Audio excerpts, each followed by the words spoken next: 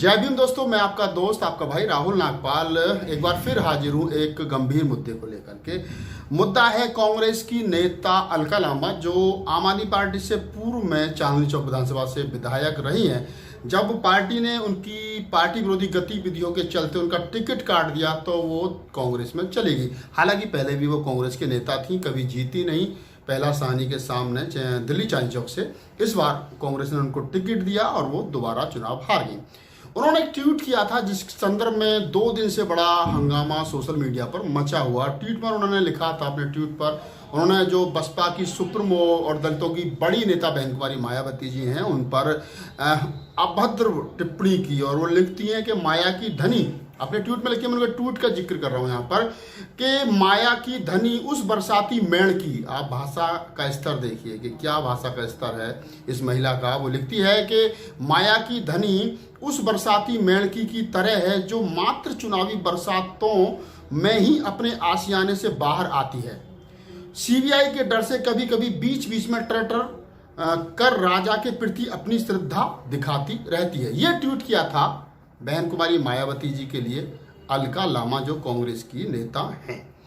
दोबारा उन्होंने जब इस ट्वीट को लेकर के हंगामा हुआ, पार्टी हाईकमान का क्या कहना था, उनके लिए क्या कहना नहीं था, ये वो बेहतर बता सकते हैं। लेकिन उन्होंने दोबारा एक ट्वीट किया और दोबारा ट्वीट में उन्होंने कहा कि क्या मेरे इस ट्वीट में कहीं मायावती नाम का इस्तेमाल हुआ है?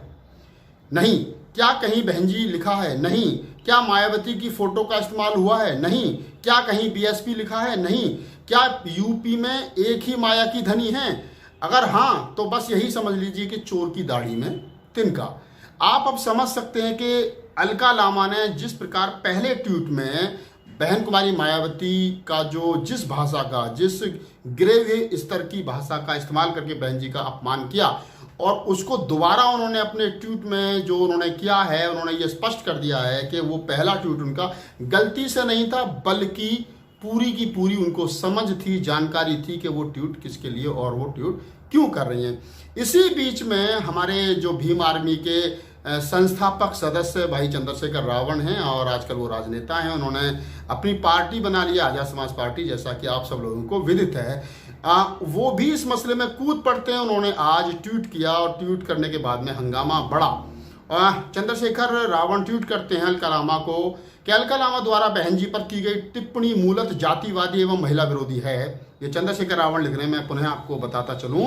वो कहते हैं कि अलका लांबा द्वारा बहन जी पर की गई टिप्पणी पूर्णतः जातिवादी एवं महिला विरोधी है। स्पष्ट कर दूं कि राजनीति अपनी जगह है, लेकिन अपनों से बड़ों का अपमान हरगिज बर्दाश्त नहीं किया जाएगा।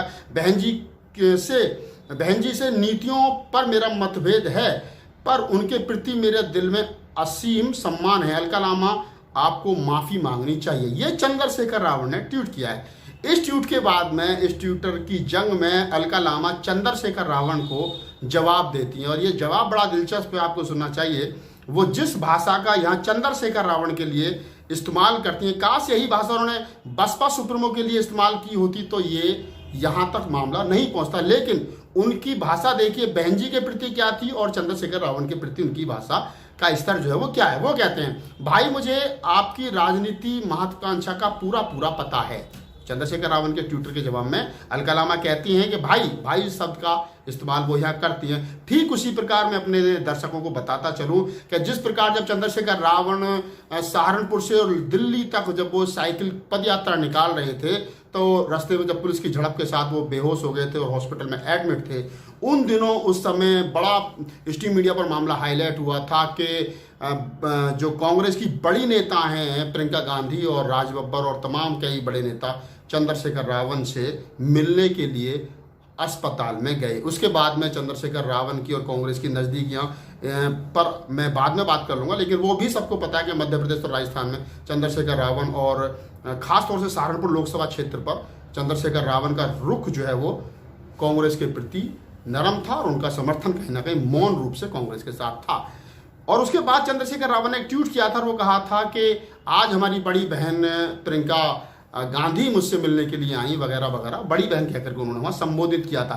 ठीक उसी प्रकार की भाषा का इस्तेमाल आज अलका लांबा चंद्रशेखर रावण के लिए कर रही है। चंद्रशेखर रावण के लिए अलका लांबा ट्विटर की इस जंग में लिखती हैं कि भाई मुझे आपकी राजनीतिक महत्वाकांक्षा का पूरा पता है पता है, मैं यह भी जानती हूं कि आप बीएसपी का भविष्य हो सकते हैं। देखिए, मतलब घर में झगड़ा कराने की पूरी पूरी तैयारी कांग्रेस की इस नेता ने की है। वो कहीं ना कहीं चंद्रशेखर रावण को मायावती के सामने फ्रंट पे खड़ा करना चाहती है। वो कह रही है कि भाई, मुझे आपकी राजनीतिक महत्वाकांक्षा का पूरा पूरा पता है। मैं यह भी जानती हूं कि आप बीएसपी का भविष्य हो सकते हैं।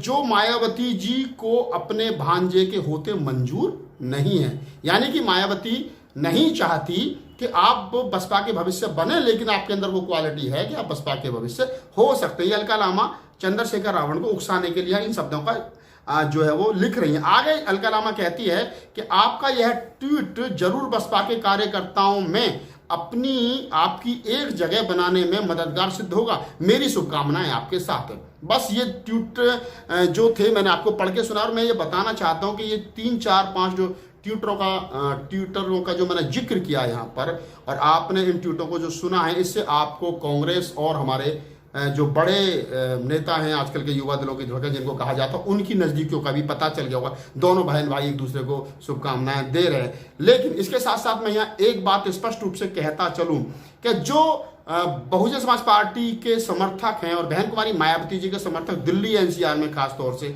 रहते हैं, राहुल नागपाल अगर कोई टिप्पणी करता है कभी किसी विषय को लेकर के, पार्टी के भविष्य के लिए, पार्टी के अच्छे उज्जवल भविष्य के लिए, तो तमाम अंधभक्त मेरे पीछे पड़ जाते हैं, और इस कदर पीछे पड़ जाते हैं कि मेरे घर पे पथराव किया जाता है, मुझे गालियां दी जाती हैं, तमाम वगैरह वगैरह मेरे ऊपर बहुत सारे आरोप प्रत्यारोप लगते हैं। लेकिन आज अलका लामा ने इतनी बड़ी, इतनी गिरे स्तर से बहन जी पर टिप्पणी की है। एक भी समर्थक ना तो ट्वीट कर रहा है, ना लिख रहा है, ना बोल रहा है। क्यों?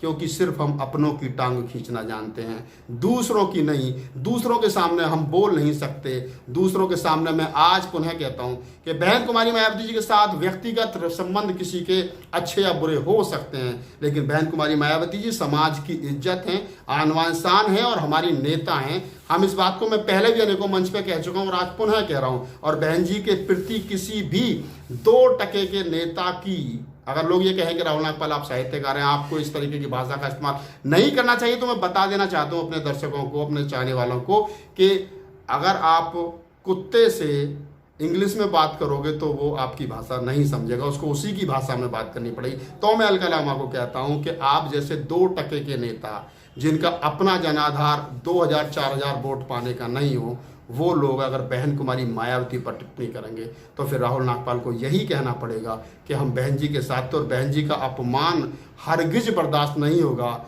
अलका लामा माफ़ी मांगे और ना भी मांगे, ये कोई बड़ी बात नहीं है, लेकिन इन फ्यूचर ये ख्याल रहे कि बहन जी पर कोई भी टिप्पणी करने से पहले आपकी नेता प्रियंका गांधी और सोनिया गांधी, राहुल गांधी 20 बार सोचते हैं। आप उस पार्टी का एक मात्र सदस्य हैं, तो कृपया आप अपने बड़े नेताओं से सीखिए, और मुझे उम्मीद है कि आप भविष्य में ऐसी गलती ना करेंगे। और अगर पुनः ऐसी गलती हुई तो मैं कांग्रेस पार्टी के बड़े नेताओं से अपील करता हूं कि आप सीनियर नेता हैं और बहन जी के साथ सोनिया गांधी जी के संबंध हमेशा से मधुर रहे हैं, तो मेरी भी उनसे उम्मीद है कि वो अलका लामा के खिलाफ सख्त से सख्त कानूनी कार्रवाई करें, क्योंकि ऐसे लोगों का किसी भी प्रकार से राजनीति में बने रहना राजनीतिक दृष्टिकोण से ठीक नहीं है। अगर आपको मेरा ये वीडियो अच्छा लगा हो तो वीडियो को शेयर कीजिए, लाइक कीजिए, और हाँ, चलते चलते एक बात और आपको और बताता हूँ कि मुझे अपनी राय देना ना भूलें। इस वीडियो पर आप कमेंट्स कर सकते हैं, और अगर आपकी कोई पर्सनल विचार है तो मुझे ईमेल भी कर सकते हैं rahulnagpalofficial@gmail.com पर। आपको ये वीडियो कैसा लगा आप जरूर बताइए। जय भीम, नमो बुद्धाय, जय मूल्यवासी। ఈ ఛానల్ మీకు నచ్చినట్లయితే లైక్ చేయండి, షేర్ చేయండి, సబ్స్క్రైబ్ చేయండి, పక్కనే ఉన్న బెల్ ఐకాన్ని నొక్కడం మర్చిపోకండి.